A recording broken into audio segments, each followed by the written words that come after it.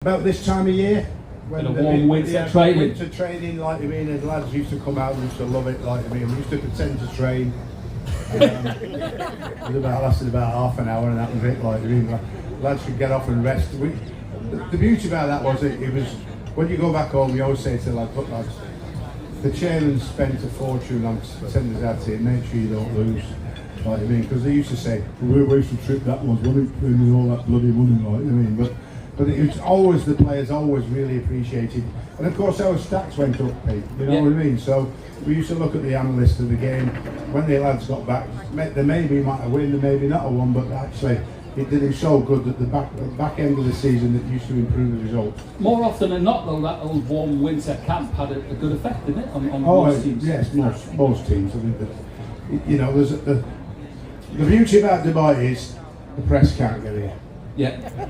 That's a big thing, because obviously press would send out people to try and catch the lads out and do what do we do? Because you used to let the lads have a night or two out, you know what I mean? Obviously, you know, let a bit of steam off. Don't get into trouble here, otherwise you wouldn't get out of jail. So I said, they obviously knew that, you know what I mean? So, but we never had a problem, I mean. So it was always beneficial to the team that we spent so much time in Dubai. And I've been coming since 2000, and I have wanted to live here for a while, but I still can't persuade my wife then yet. But we'll work on this tonight. Who knows? You know what I mean? We'll keep at it. Listen, since I saw you last, another spell with a massive club, Leeds. I mean, yes. To be fair, Sam, I've got to say, you know, as biased as I am about you and my love of what you've done in football, but it was a tough ask, wasn't it? Really? Yes, I'm mad. Alistair, Angus Kinnear, who's the chief executive of Leeds United.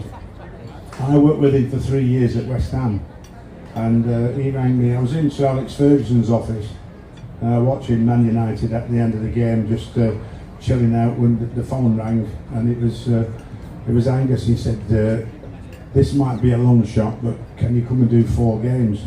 And I just said, "Yeah, I'll see you tomorrow."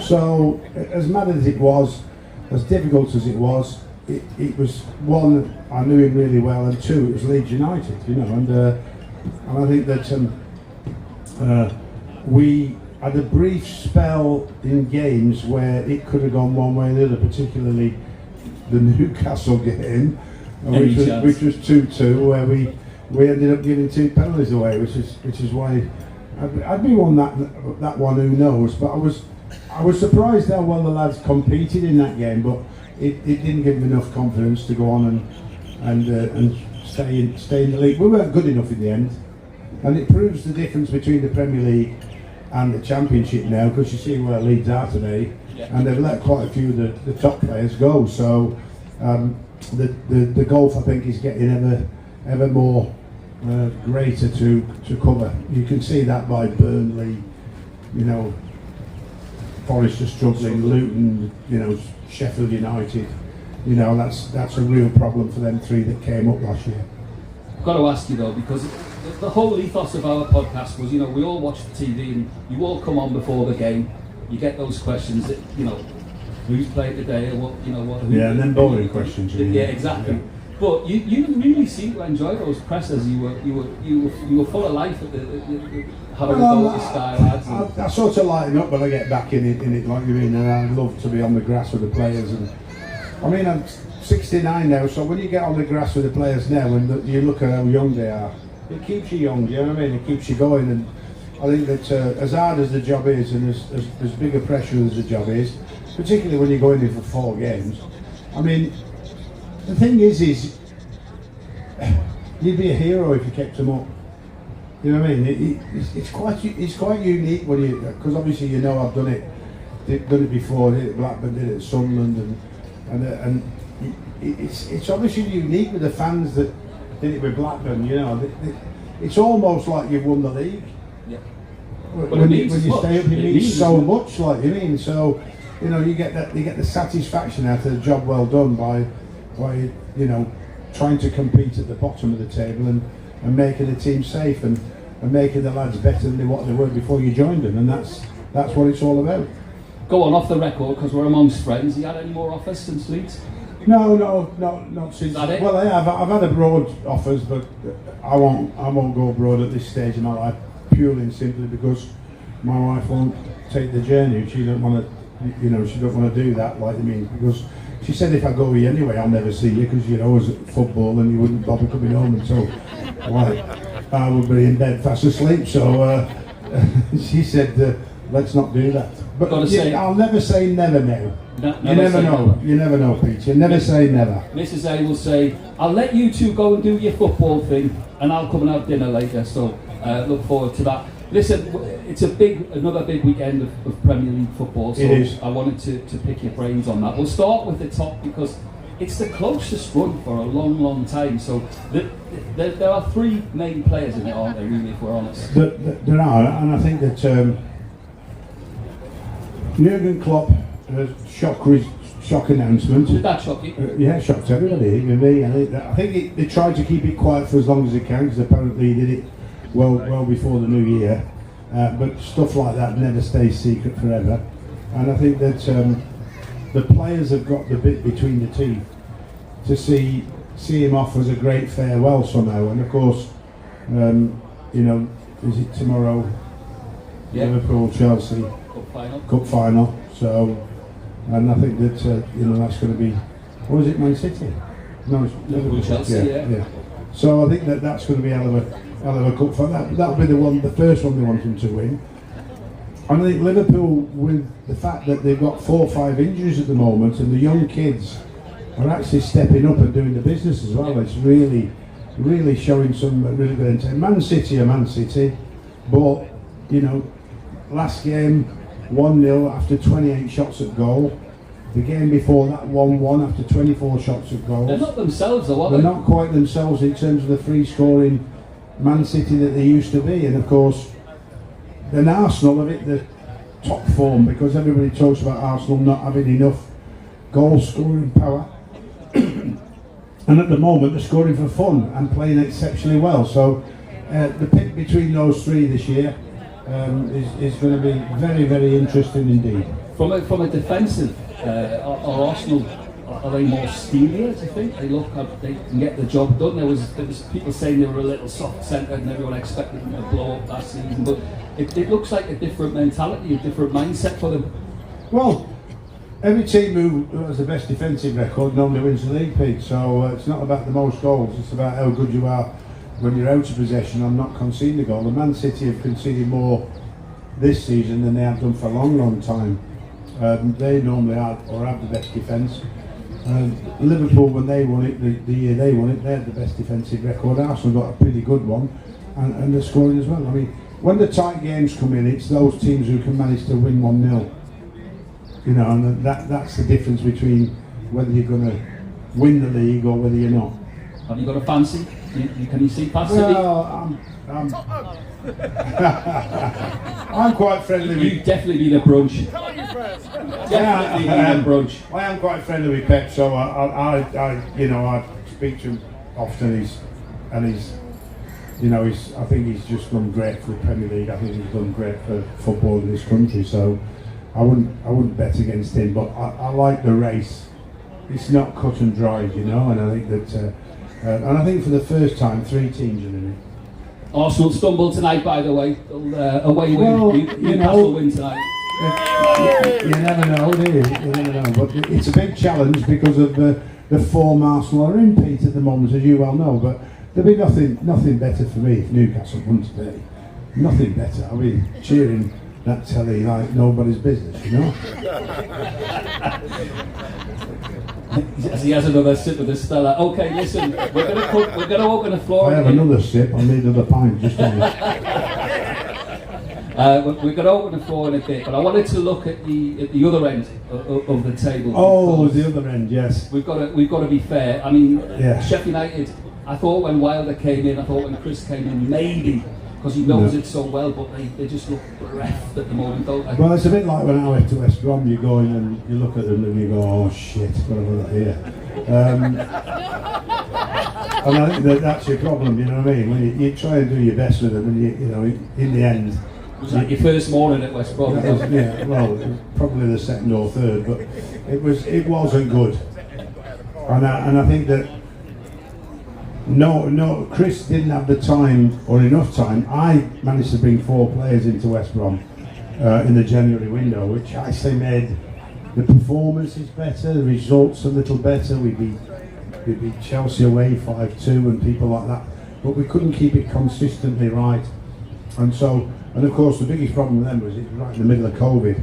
That was probably the hardest thing of all, to keep a team in the Premier League when you were dealing with COVID, like I mean. So, but I think down at the bottom, Edwards at Luton has done unbelievable. I was going to mention This lad, forget about all that. He does with his team what they're capable of, and he gets the maximum out of them. And I would love to see them stay up.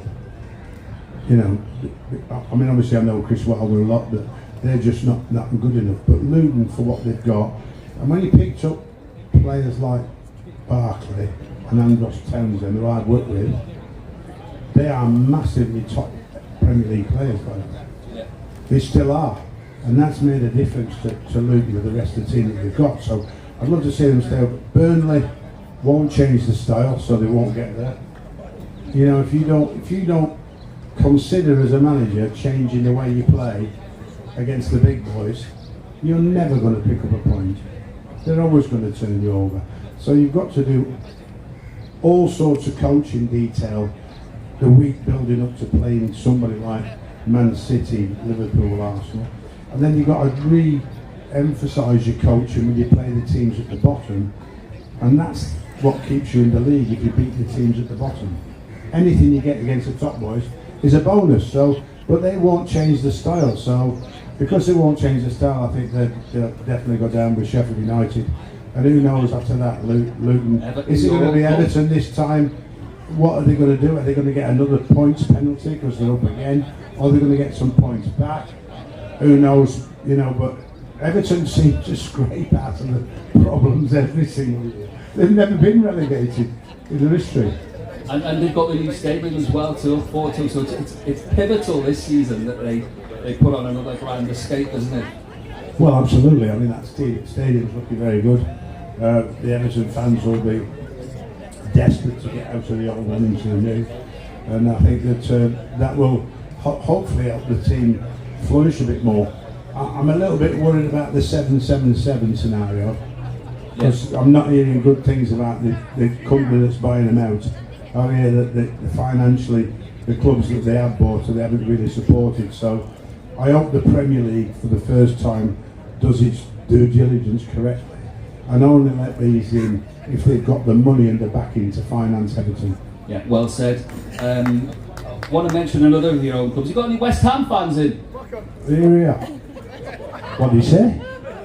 Nothing. It rhymed with something. I wanted to ask you about. So David Moyes, he's won in Europe. If they win this weekend, they go 7th. Yeah. And they've got Moyes out.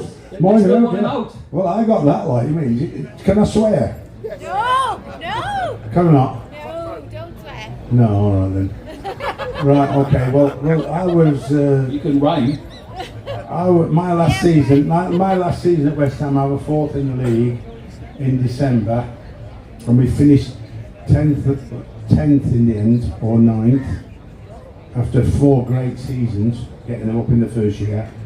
And the song they sang for me was F off Sam Allardyce, F off Sam Allardyce. So I knew it was time to go, you know.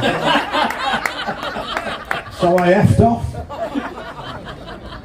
But so is this a myth then, or is it a genuine thing from West Ham fans that it's not the West Ham way? Is that a thing?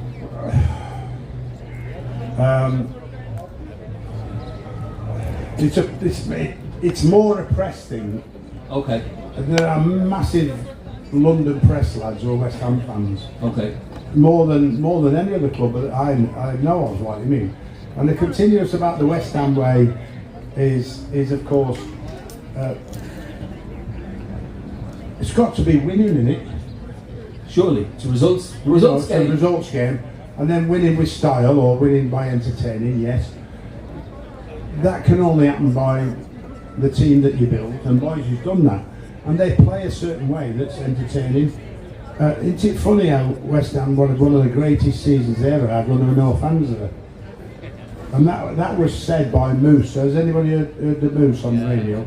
He's a big West Ham fan who talks on Talk Sport and all that. And he actually come up and said, West Ham had a great season because there's no fans here. And he's a West Ham fan, so it wasn't me, so don't blame me for saying that. It was him, like, I mean, the West Ham had a great season going into Europe. But Moyes saved them twice, got them to win in Europe, got them 6th or 7th in the league, and because he had a bad result and a couple of, but it was a punishing result, you can't stand too many of them, don't forget. He couldn't cope with another one, but he really does deserve a bit more support than he's getting. But that, if West Ham fans like you or you're playing well, they are great. They're fantastic behind the team. But then they get these times when something happens and they go against the manager. And of course they've had lots and lots of managers that they've turned against in the end. So it's not just Moyes, or it wasn't just me. It was Alan Kirkchley when he was here. It was Glenn Roeder when he was there. It was Harry Redknapp when he was there. Is that fans in general, Sam? It's the fans. It's the way. It's their culture, if you like. That the culture of West Ham is that's what they see. And if they don't like it, they make themselves. And you just have to deal with that as a manager. And the thing is that the players find it difficult. I mean, when I was at West Ham, they were booed off at half time. And Pete Williams was the kit manager. And Pete Williams was mumbling about that, and I said, what's up, Pete? He said, well, he said they're moaning, the players are moaning. He said, tell them they should stop moaning and get on with the game, but they're only moaning because they're shit. So I went, right, Pete, go and tell them. He went, what do you mean? I said, go on, do the team talk at half time. So Pete walks out and goes, hey you lot, you're a bunch of crap this half. No wonder they're booing you, because you're shit. Get out there and stop being shit, and then they won't effing boo you. So piss off now. Came in, we won the game. Well done, Pete. Okay, listen. I want to. Work, by the way, Moyes and Sunderland killed your good work. Okay, well, I was more disappointed than anybody with that, by the way. Your hard work. Unfortunately, I recommended him as well.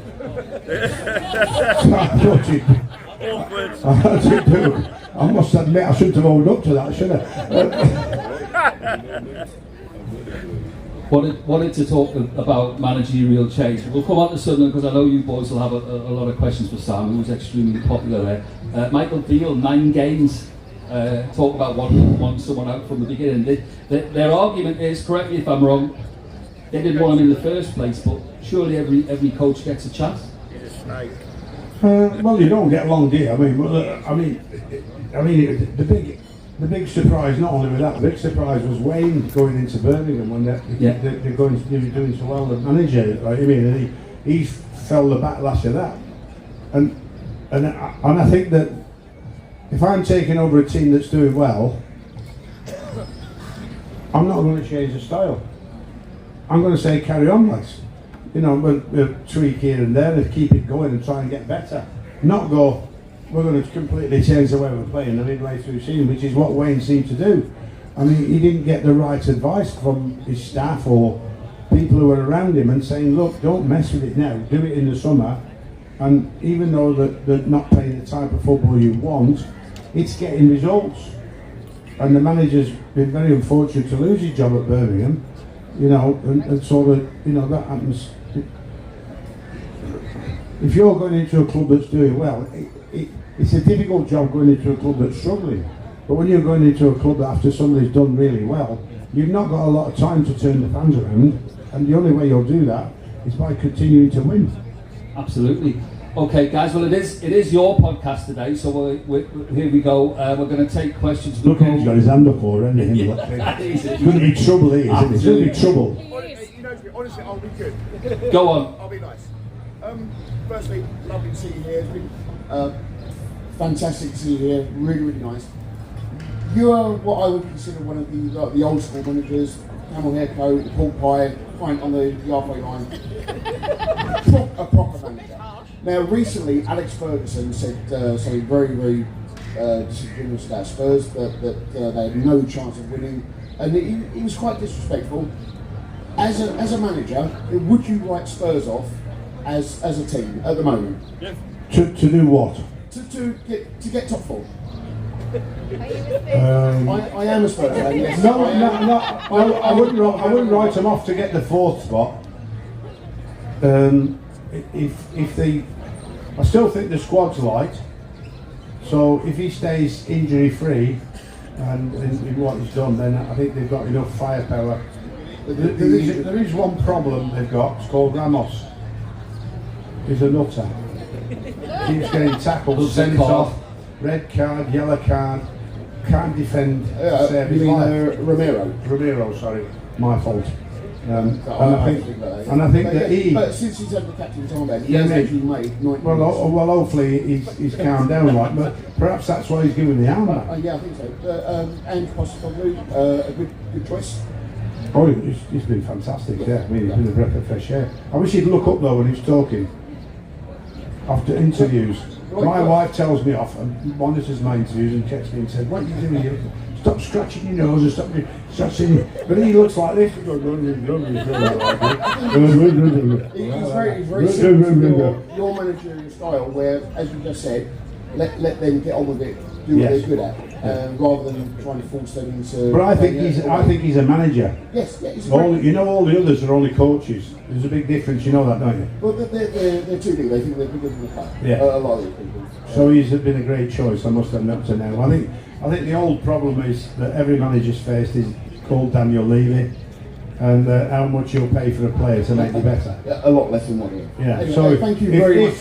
If Tottenham buy somebody like Declan Rice for 100 million, or whatever the player is for 100 million or something, Tottenham will definitely keep getting in the top four and maybe go to where they went. Or we could get Ollie Watkins if we could offer 20 quid. No, you never know. Well, that's what Levy would offer. Thank you very much. No problem. This gentleman here. Good afternoon. I am really happy to see Big Sam here, and this show is really excellent event. I really enjoy it. Yeah, I have a couple of questions for Sam Allardyce. First, you gave Arsenal big, big time. I mean, Arsenal, they used to hate to come to Bolton. There is always, Arsene Wenger, you have always problem with him. You have friendship with Ferguson, but not Arsene Wenger. Correct. I don't know now, is it the same or different? Yeah, the second question, because you are very defensive philosophy. You are a second Mourinho. Yeah. I want to know your philosophy in football as a coach. Thank you so much. My relationship with Arsene Wenger was absolutely fantastic in terms of every time we beat him, he used to sulk. And every time we beat him, he used to make an excuse on the way we played, and we don't play football the right way, and I can't do it in a French accent, so I will not do it. But I had every respect for him as a manager. As a manager, I had every respect for him. But the problem he had was his first time he met me. We drew 2-2 with Arsenal when we got promoted from the Championship, and we scored in the last minute, and he walked straight down the tunnel and didn't shake my hand. You're never going to get away with that with me. So he disrespected me, he disrespected my team, so he was always going to have a problem with me. But it was too easy to wind up. You go on the press conference and start talking about, tippy-tappy, fanny football, we don't like coming up north, You know, they don't want to go past Watford. They're all around it. You know what I mean? And it got to him. He used to really didn't like coming. I mean, the Reebok is a fantastic stadium, one of the most modern stadiums in the country. But the Arsenal seemed to come, and they didn't seem to want to be there. So we never disappointed them by making sure they never wanted to come back again. And that's where we got. So that was psychological as well as tactical, and that's what we did. Now, as we got older and mellowed, I used to share a drink with him in the end, so it wasn't so bad. It wasn't like great friendship, but we had a bit of mutual respect for each other. Brilliant. Great question. Philosophy. Defensive, yeah, I love defending. If I can win 1-0, I'm happy as Larry. Philosophy. My philosophy is always, if I'm a manager to stay in a job, is only about winning first. Then the emphasis of that is, if you look at the Bolton team in the end, it never played negative football.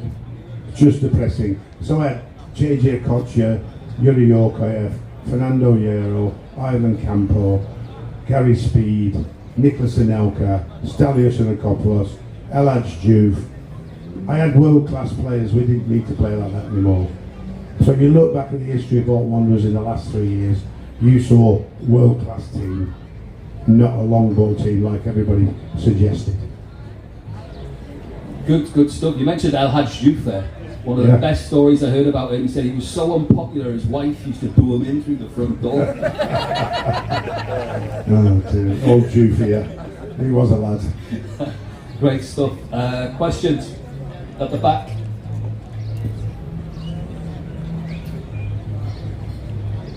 Evening, Sam. Evening. From your playing days, 70s, tough tackling defender, GBH probably deemed acceptable on the pitch back then. It was called the reducer. Oh, it still was when I played in the 90s. It was a reducer, Just to go back to, well, from that into managerial positions, and almost the transition from maybe starting managing in the 90s to just short of the current day, what sort of frustrations did you have how the game had developed or regressed in relation to defensive tackling and how things can happen on the pitch? I think it's very different now, isn't it? I do think the game has made massive strides because of the introduction of the Premier League, and I think that the money that's followed has made a massive impact on the country by the fact it's cast across the world every single weekend. What does that bring? Well, that brings you a football team or a football club, and the whole country is run by foreign owners, nearly. This is I consider to be the sad side. It's not run by English owners anymore, apart from David Sullivan at West Ham and Brighton, and I think that's about it. So we have none of our own looking after our own football clubs. The knock-on from that is we have very few British players playing in the Premier League. They're nearly all foreign players. Now that's escalated into the academies, where the last count 40% of academy football was foreign players being shipped in from abroad, which meant that there's 40% of youngsters in our country. There are 2 million, I think there's 2 million youngsters play football in our country every weekend, and football clubs, particularly the Premier League, have stopped watching that football.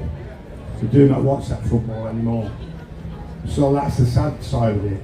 The upside of it is you've got a great game, it's got great entertainment, it's worldwide, you've got the world's best coaches and managers. But from a football point of view, from my football point of view, my heart is, you know, I want English players, more of them. I want English managers, British players but it's a very difficult area for them to get into now. So we have to keep fighting for that sort of way forward. But until it changes, and unfortunately it won't, every football club that comes available, it seems to be captured by America. Now I'll tell you about the Americans. The Americans don't pay for a club, right? They don't buy a club. They buy a club, but they put the debt on the club straight away. And that is very, very, very dangerous indeed. And don't forget, America don't want promotion and relegation. So if American ownership gets past 14%, they can overrule any rules we make in the game and change them. And that's heading that way. We've already had the Super League, which was headed up by the Americans. So we have to be very, very careful, and it's very, very dangerous where the balance is lying now. Why have the best league in the world? Why are Germany jealous, Italy jealous, Spain jealous? Why are they all jealous of the Premier? And we want to change it. Why? It's just pure greed, sadly. Sorry about that question, that answer, but that's how I feel.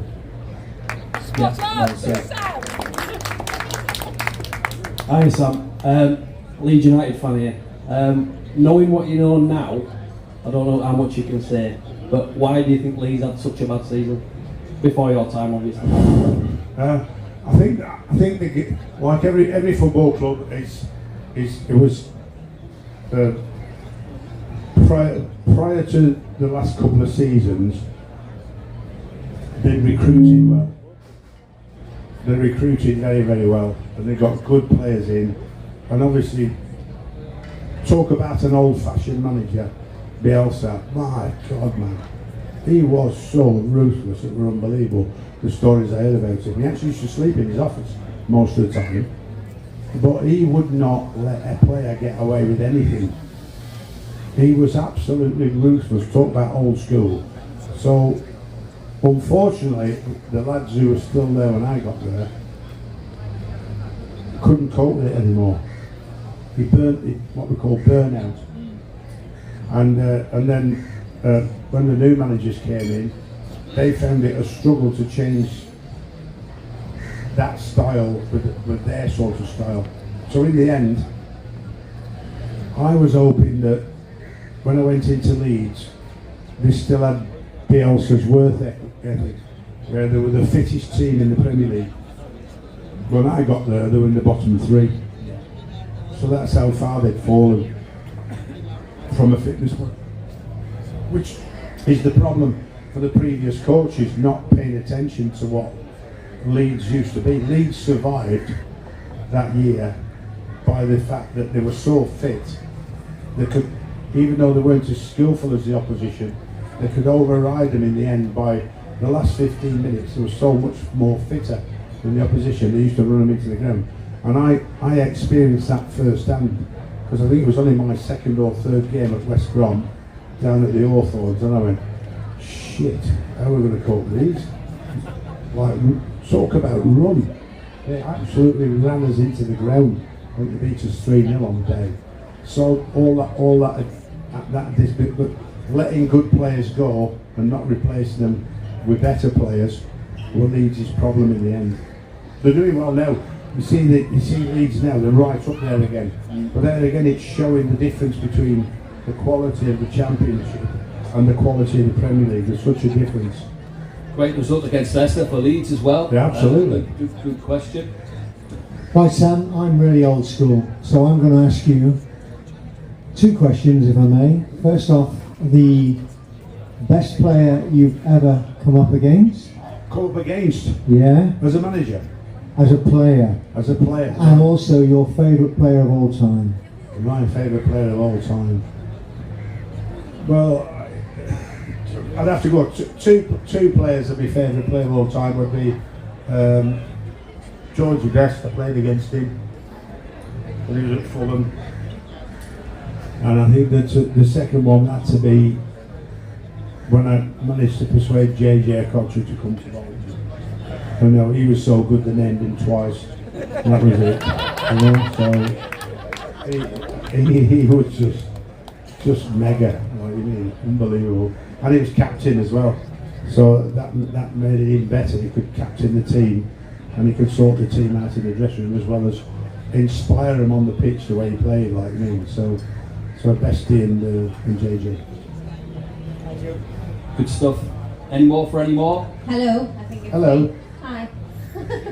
Hello, No, I've met you. Oh, you've met me, yeah. My sunglasses in this morning. But I was just enjoying what you were saying about having more British players, and as a Newcastle supporter, it's been really fun having people from our town play for our team, and it makes such a difference, and it's amazing. But my question is, how do you feel about the VAR? Oh, what a question, that is brilliant.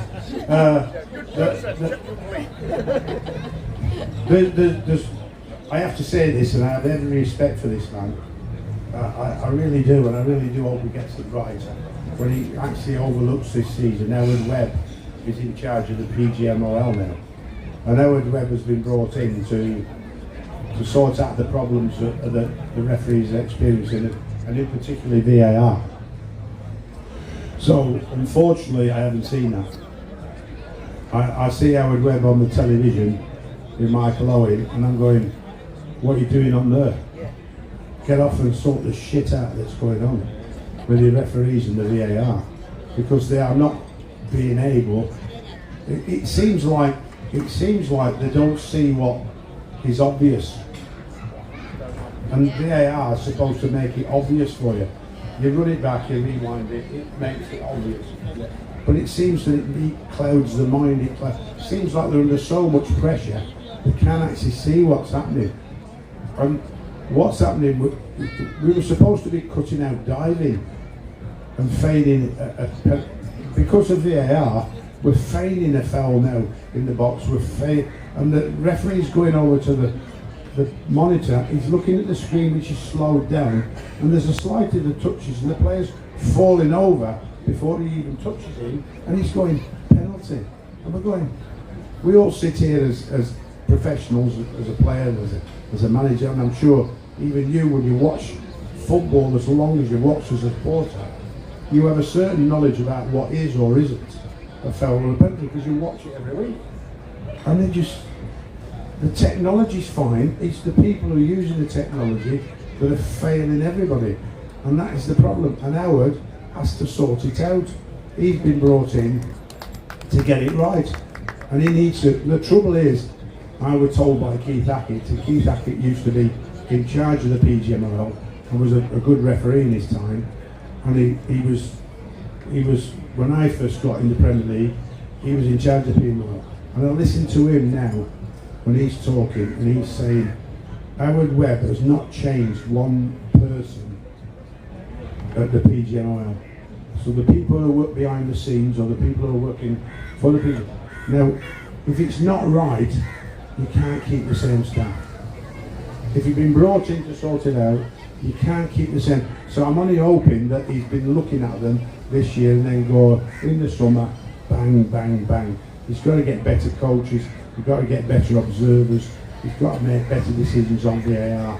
And I personally think he should stay off the telly until he gets that right. Well, so to add to that as well, the pressure on the referees, and it's been proven in lower league games or cup games when there's no VAR, they have a better game, the refs, because they're in charge of the game. They're not in charge of the game with VAR.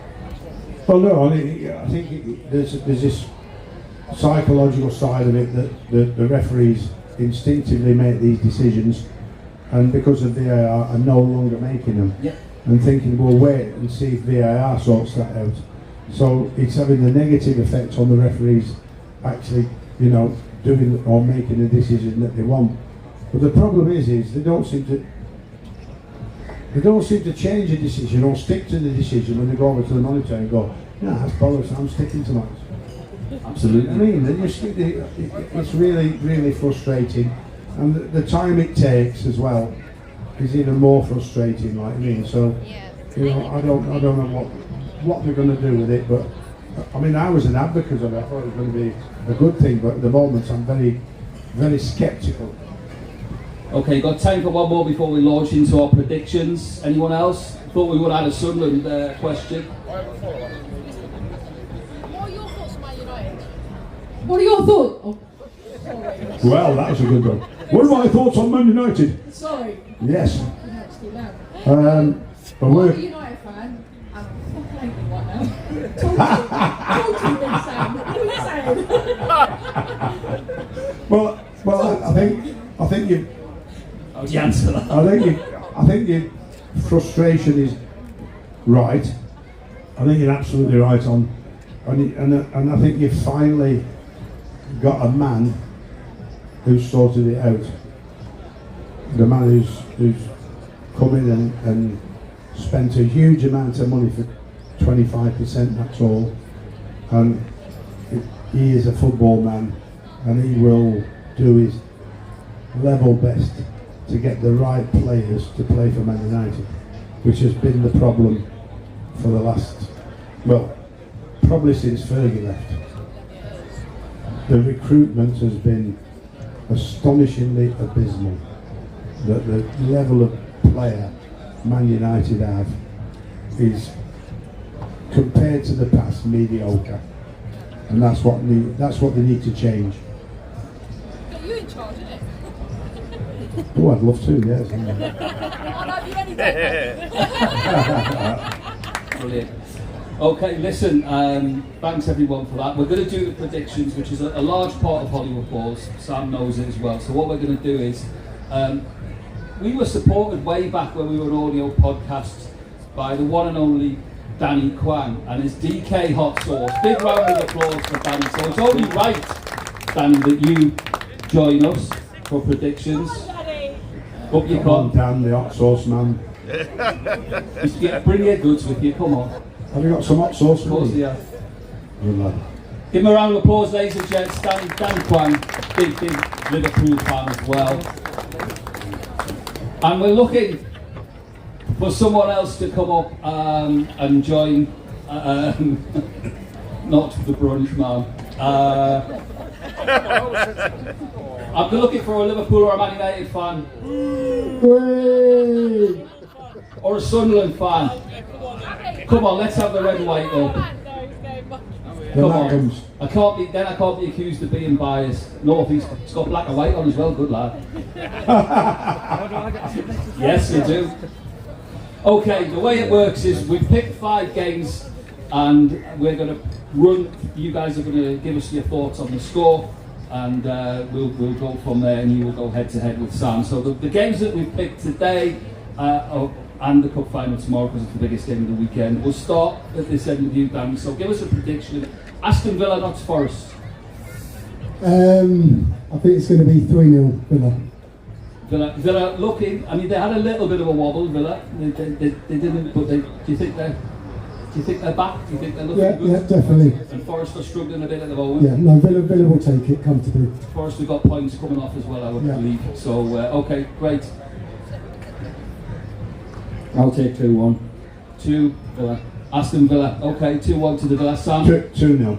2-0 to the Villa. Yeah. Up the Villa. Okay. Back to you. The game probably showing here 7 o'clock game. Man United Fulham. I'd like to say that'll be a draw, 1-1. 1-1, huh? Yeah. Said like a true Liverpool fan. Give them nothing. Give them nothing. Sorry. Give him nothing. He's done well doing 1-1. Yeah. Same for me, Pete, 1-1. Sid, okay, 1-1. Sam. Is it at Old Trafford? Yes. What? It's got to be Fulham 3-2 Man United. Okay, now being a Geordie, I don't give Man United much, but I have to say, and I'm going to agree. I think their time is Ten Hag's got. He's got attackers. They're looking a bit better going forward. What's happened to Marcus Rashford? Come on. I think He's on the piss. Get your head together, for God's sake.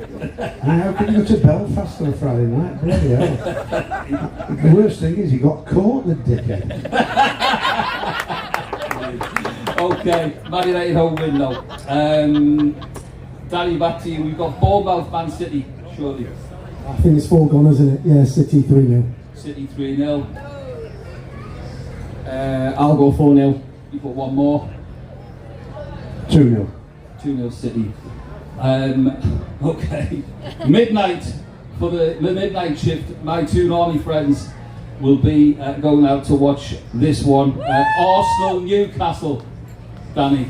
2-1 Newcastle. And of course, I'll go 5-0 Arsenal. And I wouldn't expect any less. Hey, they've won 5-0 the last few I'll games. go 1-1. Diplomatic. 1-1. It's a funny one with the Arsenal Newcastle. They still remember. He's mentioned it again, Arteta, about owing Newcastle. So it could either be that could be their own doing, but you'd fancy the way Newcastle are shipping goals at the minute. Arsenal probably favourites. They're having a wobble, by the way. They are having a wobble. Newcastle's having a wobble. Oh, Arsenal. Okay. It's a wibble wobble. And then of course. The Anyway, big one at the how can weekend- Newcastle have a wobble where they've come from? I mean, they've only just started. Yeah. I mean, give them some time, for God's sake. Bloody hell. Saudis come in with all that money, right, and they spend it quite wisely, to be fair. Yeah. Instead of going mental like bloody Chelsea, 1 billion quid on a, you know, they can't even keep a clean sheet then, brothers. You know what I mean? So you've got Newcastle doing it nice, slow. I've even heard rumours, by the way, that Eddie Howe might not be the man for the job recently. What a load of shite. Shite, man. You know, he's done a fantastic job. But they've been in Europe for the first time for God knows how long. It's tested the players. The squad's not big enough. Get out and get some better players, and they'll be there again. Well said. Well said. And last up for the weekend, it's a trip to Wembley, and it's Chelsea and Liverpool. Danny. I think we're going to win 3-2. Oh, Liverpool. lots of goals. Lots of goals. Yeah, definitely. Even with all the injuries. Most definitely. But we'll probably fall behind by half time, but we'll call it back in the second half. And we hope there's a young Geordie gets on, because I want his dad to see this. Lee Clark, Newcastle United legend. Oh, yes. Bobby is in the squad for the cup final, so we hope he gets on. And as Lee said to me via text last night, 23 years I won out. He could win something in his first season. Bobby Clark, all the best. Was he jealous? Yeah, very good stuff. I'll go 3-1 Liverpool. 3-1 to Liverpool. I'll go 4-2 Liverpool. 4-2 Liverpool. Brilliant. Listen, it's been an absolutely fantastic podcast. It's been your podcast. Great to have so many questions and interactions. Please, many thanks. First and foremost to Martin and his team for putting on such a great venue. What a venue, man. Yeah, what a You can venue. invite me back anytime. And of course, I want to say a big thank you to our new partners. Absolutely brilliant support as well from the team at Stella Artois. So a big round of applause to all of you guys. Some goodies for you guys to go away with. But most of all, pivotal to this, please, ladies and gentlemen, put your hands together for the one and only Big Sam Allardyce. What again? Thank you.